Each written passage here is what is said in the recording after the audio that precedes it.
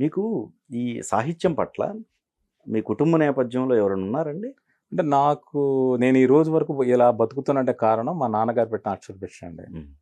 మా నాన్నగారు వృత్తిరీత్యా ప్యారిస్ కంపెనీలో మేనేజర్ ఆయన. బట్ ఆయనకి తెలుగు లిటరేచర్ అంటే ప్రాణం. అంటే జై ఆంధ్ర ఉద్యమం నడిచేటప్పుడు ఆయన ఆఫీస్‌కి మేనేజర్ అయ్యుండి పంచా, లాల్చీ కట్టుకొని ఆఫీస్‌కి వెళ్ళేవాళ్ళు. పైన కండువా యేసుకొని. నన్ను తెలుగు బడిలో తప్ప కాన్వెంట్‌లో అంటే మాకున్న ఫైనాన్షియల్ స్టేటస్‌కి ఏ కాన్వెంట్‌లో అయినా జాయిన్ చేయగల కెపాసిటీ ఉంది. నన్ను తీసుకెళ్ళి 5 ఏళ్ల పాటు ఐదో తరగతి నన్ను స్కూలుకి పంపించలా. మా సందు చివర గుడ్డి మాస్టర్ ఉండేవాళ్ళు.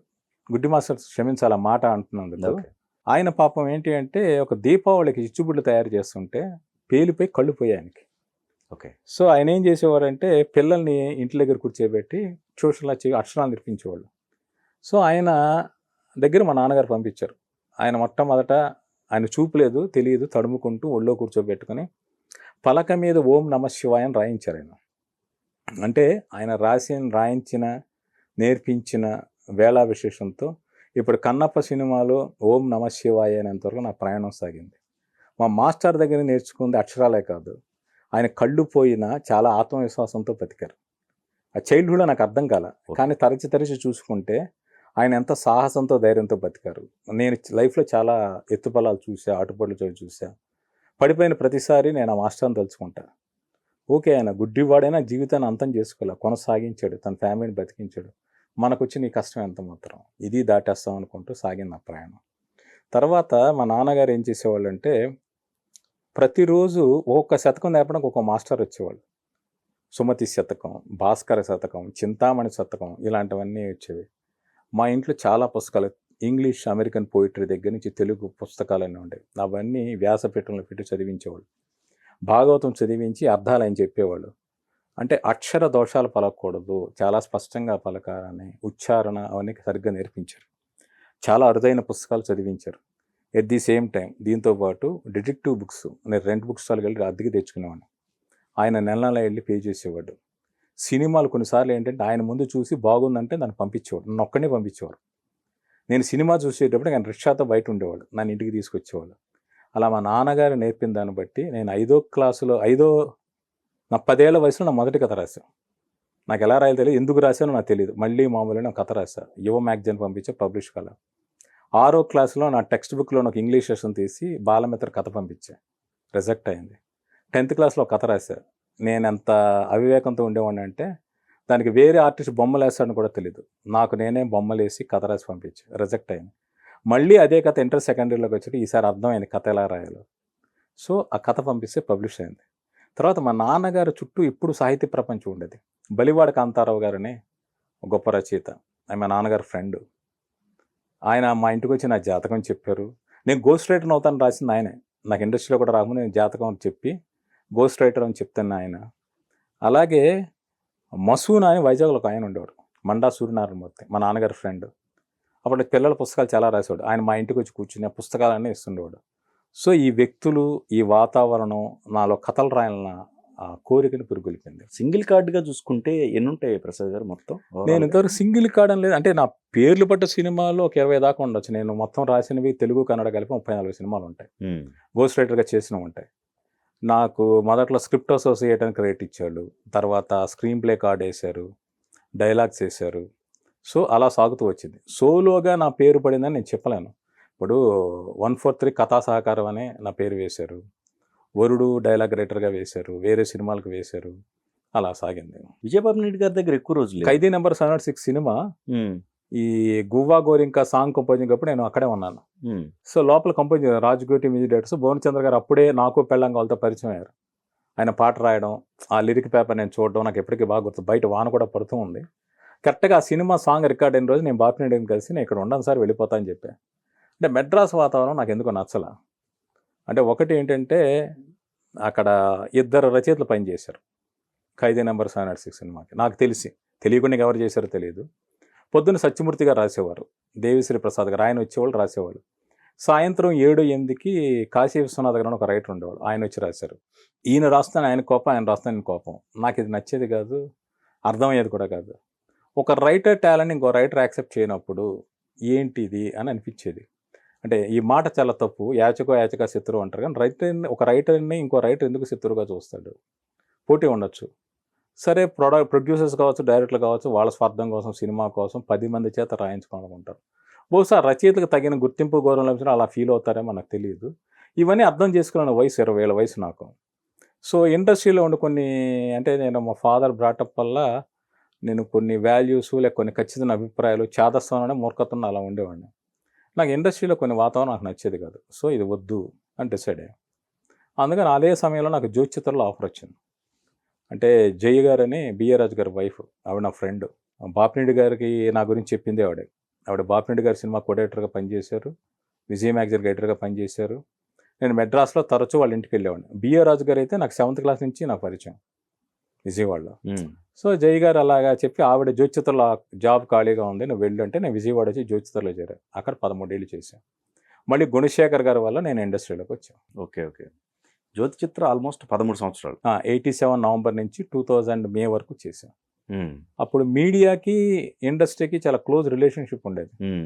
అంటే స్టార్స్ చాలా పేరు పెట్టి పలకరించేవాళ్ళు, వాళ్ళ ఇళ్ళకి వెళ్ళేవాళ్ళం, మాట్లాడేవాళ్ళం. ఏదైనా న్యూస్ కాంట్రవర్సీ వస్తే వాళ్ళని కన్సల్ట్ చేసి ఇది వేయచ్చా లేదా అని ఒపీనియన్ తీసుకుని అడిగేవాళ్ళం. వాళ్ళంతటి వాళ్ళు ఈ ఫోటో వేయండి, లేక ఈ మ్యాటర్ ఇలా వేయండి అని వాళ్ళు అడిగేవాళ్ళు. అంత సాన్నిహిత్యం ఇండస్ట్రీకి మీడియాకి ఉండేది అప్పట్లో. అక్కడ బ్రేక్ అంటే నెక్స్ట్ వరుడుకి రావాలి కాదు. నేను విజయవాడలో 92 వరకు విజయవాడ జ్యోతిచిత్ర ప్రింటింగ్ అంతా అక్కడే నడిచేది. అంటే రిపోర్టర్స్ హైదరాబాద్, మద్రాసులో, బాంబేలో ఉండేవాళ్ళు, న్యూస్ పంపించేవాళ్ళు. ఎడిటోరియల్ డెస్క్ మొత్తం ప్రింటింగ్ అంతా విజయవాడ. ఓకే. ఎప్పుడైతే ఫిల్మ్ ఇండస్ట్రీ మెడ్రాస్ నుంచి హైదరాబాద్ వచ్చిందో మమ్మల్ని కూడా హైదరాబాద్ ట్రాన్స్ఫర్ చేశారు. 93 ఫిబ్రవరిలో నేను ట్రాన్స్ఫర్ హైదరాబాద్ వచ్చాను. దానికి ముందు 92లో గుణశేఖర్ గారు లాటి అనే సినిమా విజయవాడలో షూటింగ్ చేశారు. షూటింగ్ కవరేజ్కి వెళ్ళాను నేను. అప్పుడు నాకు ఆయనతో పరిచయం అయింది. కొంచెం ఆయన ప్రవర్తన నాకు ఆశ్చర్యంగా అనిపించింది, నా ప్రవర్తన నాకు ఆశ్చర్యంగా అనిపించింది. అంటే ఒకరోజు లంచ్కి పిలిచారు ప్రొడ్యూసరు మేడికొండ మురళీకృష్ణ గారు, హీరో ప్రశాంత్, వీళ్ళందరూ. నేను డైరెక్టర్ గుణశేఖర్ గారు రాలా. ఏంటి అంటే ఆ రోజు జనరేటర్ పాడైపోయి ఆయన షూటింగ్ సరిగ్గా జరగల, ఫుల్ మూడౌట్లో ఉన్నాడు. నేను భూమి చేయని వాళ్ళు అన్నాడు. ఏంటి డైరెక్టర్ వర్క్ సరిగ్గా జరగదు, భోజనం మానేస్తున్నాడు నేను అనుకున్నాను. ఆ తర్వాత వారం 10 రోజులకు ఒక ప్రెస్ మీట్ జరిగింది.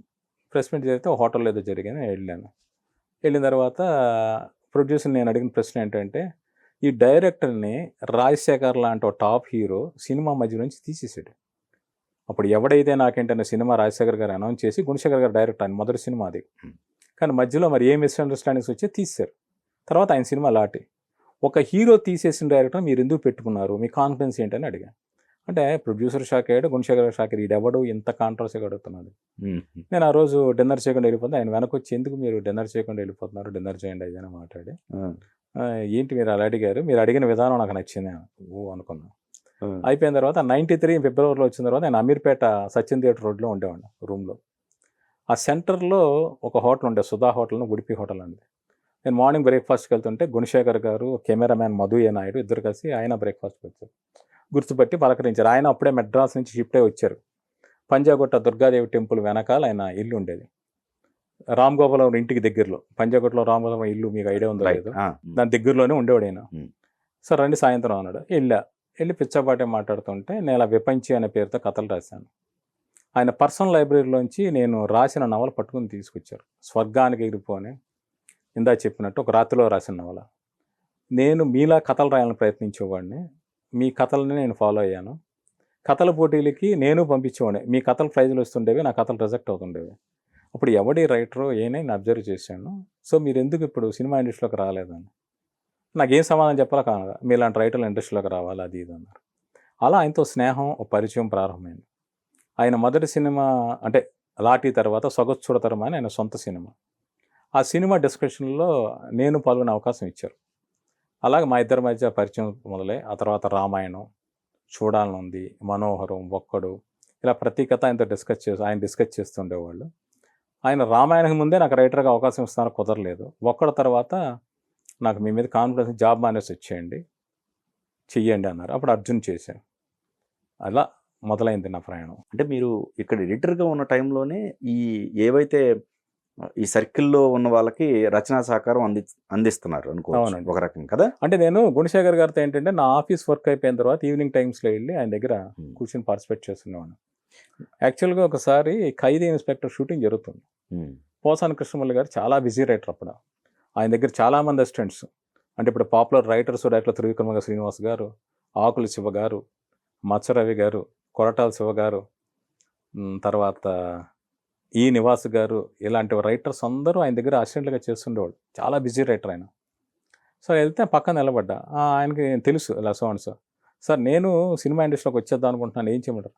సరే ఇవాళ సాయంత్రం మీ ఆఫీస్కి రిజైన్ ఇచ్చేసి పొద్దున్న 8:00 నా ఫ్లాట్ తెలుసు కదా యూసఫ్గూడలో కీర్తి అపార్ట్మెంట్ దగ్గర వచ్చేసే అన్నారు. ఒకసారి నేను షాక్ అయ్యా. ఏంటి నా వచ్చేయమంటాడు అంటే, అడిగితే సరే రేపు కలు ఎల్లుండి కలు అంటాడేమో అని మనం అనుకున్నాం. సరే సాయంత్రం మానేసి రేపు పొద్దున్న వచ్చే అన్నాడు. ఏంటిది, మనకు అప్పుడు నాకు జీతం ఒక 6,000 అంతా ఉండేది. 6,000 మానేసి 4,000 ఇస్తాడే ఆవిడ. సరే జాబ్ మానేసి ఏమైపోతాం, మనకి జీవితం ఒక రకమైన ప్రశాంతమైన సేఫ్ గేమ్కి అలవాటు పడిపోయాం. నెక్స్ట్ డే నేను దగ్గరికి వెళ్ళాల. తర్వాత ఈవి సచిన్ గారితో నాకు బాగా పరిచయం ఉండేది. రీడర్స్ డైజెస్ట్లో ఒక రియల్ ఇన్సిడెంట్ కథ పడింది 95 ఏప్రిల్లో. అమెరికాలో జరిగిన ఇన్సిడెంట్. ఒక వైఫ్ అండ్ హస్బెండ్ ఇద్దరి మధ్య గొడవలు అవుతున్నాయి, డివోర్స్ తీసుకుందాం అంటున్నారు. అనుకోకుండా ఆవిడకు ఒక యాక్సిడెంట్ అయి మతిమరుపు వచ్చింది వైఫ్కి, ఎమినేషియా ప్రాబ్లం. మొగుడిని మర్చిపోయింది, కన్న పిల్లల్ని మర్చిపోయింది. సో ఆటోమేటిక్గా లీగల్గా డివోర్స్ ఇష్యూ అయిపోయాయి. పిల్లలు ఏమడుగుతున్నారంటే మా అమ్మ మాకు కావాలి అన్నారు. ఆవిడ వీళ్ళని గుర్తుపట్టదు. అతను మళ్ళీ ప్రేమించి అతను మళ్ళీ పెళ్లి చేసుకున్నాడు. తనతో పాటు పిల్లలు ఎవరికో పుట్టిన పిల్లలు అనుకుంటుంది ఆవిడ. ఆ పిల్లల్ని కూడా ఆవిడ యాక్సెప్ట్ చేసింది. ఇది ఒరిజినల్గా జరిగింది. దీన్ని బేస్ చేసుకుని నేను ఒక కథ రాసే, సినిమా కథ రాస్తే ఆయనకి ఈవి సచిన్ గారు విపరీతంగా నచ్చింది. శ్రీకాంత్ గారితో చేద్దాం అనుకున్నారు, బట్ సంభవం జరగల. ఆ ప్లేస్లో కన్యాదానం అనే సినిమా చేశారు ఆయన. ఇక్కడ మీరు చెప్పదలుచుకునే విషయం ఏంటంటే, ఇది అమెరికాలో జరిగిన ఇన్సిడెంట్ ఆధారంగా ఆ మతిమరుపు అనే క్యారెక్టర్ తీసుకుని 51st Dates అనే హాలీవుడ్లో సినిమా వచ్చింది. దీన్ని బేస్ చేసుకుని వేరే లాంగ్వేజ్లో సినిమాలు వచ్చాయి, కొరియన్ వాటిలో వచ్చాయి. అలాంటి ఇన్స్పిరేషన్తోనే వచ్చింది మన ఈ మధ్య హాయ్ నాన్న సినిమా. ఓకే. భార్య మతిమరుపులు మర్చిపోతే రైట్, అదే తల్లి తనకు కావాలని అడిగితే తండ్రి అలా తీసుకొచ్చాడు అన్నది. అంటే వీటన్నిటికి స్ఫూర్తి ఒక రియల్ ఇన్సిడెంట్. సో అప్పటి నుంచి నాకు అర్థమైంది ఏంటంటే, కథలు అనేవి జీవితంలోంచి దొరుకుతాయి, ఒక ఒరిజినాలిటీ, ఒక ఫ్రెష్ ఐడియాలను దొరుకుతాయి అనుకుని అప్పటి నుంచి ఆ కోణంలో కథల్ని వెతకడానికి, పట్టుకోవడానికి నేను ప్రయత్నించాను.